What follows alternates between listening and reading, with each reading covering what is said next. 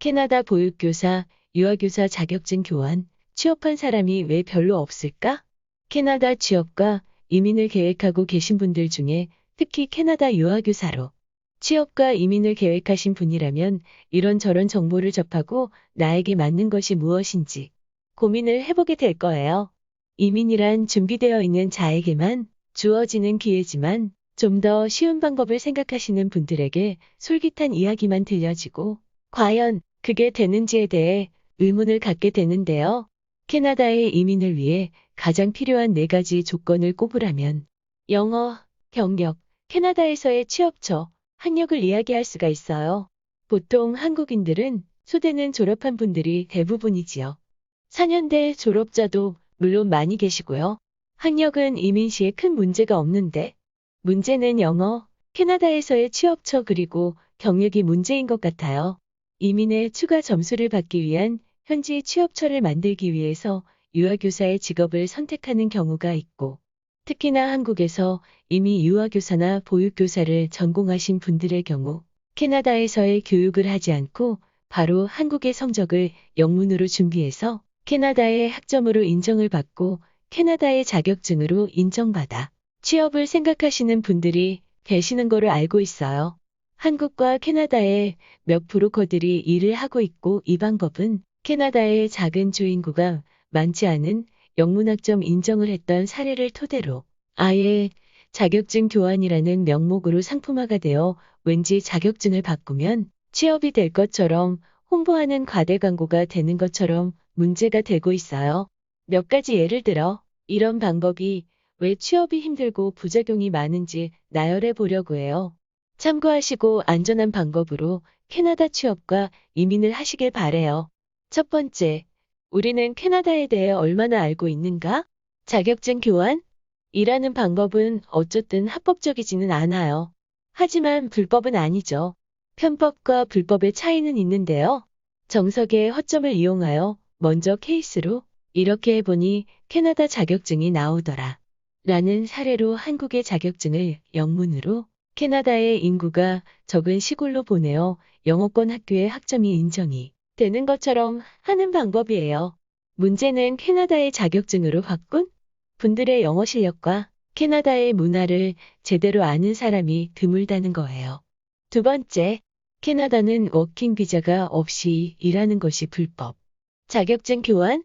일하는 방법으로 받은 그 종이만으로는 캐나다의 보육센터에서 외국인 교사를 바로 채용하지 않아요. 면접을 보더라도 그 사람을 일정 기간 보조교사로 실습을 해보고 정식 교사로 채용을 하고 그렇지 않은 경우는 한국의 브로커와 계약을 통해 일부 기간만 채용하는 방향으로 거액의 대행료를 요구하는 경우도 있어요. 자칫 노동력 착취를 당하는 경우도 많고 중간에 실력 부족과 커뮤니케이션의 부족으로 인해 해고를 당하는 경우는 체류 기간에 문제가 생기거나 하는 경우도 많으니 조심해야 해요. 세 번째, 현지에서의 전공자 교사들과의 문제. 캐나다 현지에서 정상적인 유아교사 과정을 공부하시고 합법적인 실습을 통해 취업하신 분들과의 한 직장 내에서의 실력 차이는 아무래도 있을 수밖에 없을 거예요. 캐나다에서 취업을 하신 분들의 이야기를 들어보면 이런 문제로 인한 직장 내에서의 동료들과의 문제점도 상당히 많이 지적되고 있어요.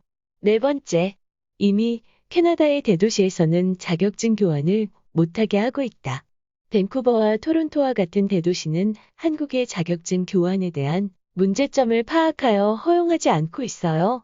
하지만 캐나다 시골 유아교사 자격증 교환이라는 방법으로 받은 편법 라이센스를 다시 대도시로 바꾸어 또 하나의 편법을 만들어내는 형식이 자행되고 있어 브로커들의 수익수단으로 이용되고 있어요.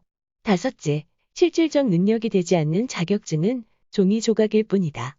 앞에서 말씀드린 대로 취업을 하기 위한 나라에서의 충분한 공부와 언어의 습득, 그리고 그 나라에서의 문화 등을 충분히 터득하지 못한 상태로 자격증만 보유했다는 건 결국 종이 하나 더 가진 것과 다를 바 없습니다. 캐나다의 보육센터 원장님들은 실력이 있는 실질적 교사를 원하고 있습니다. 사랑하는 아이들을 가르치는 교사라는 직업은 취업과 이민으로 브로커를 통해 악이용되어서는 안 됩니다. 캐나다에서의 실질적인 실력으로 영어 및 캐나다 교육 방법으로 공부를 하고 안전하게 실습을 거쳐 취업을 하실 분들이 많아지고 성공하시는 분들이 많아졌으면 합니다.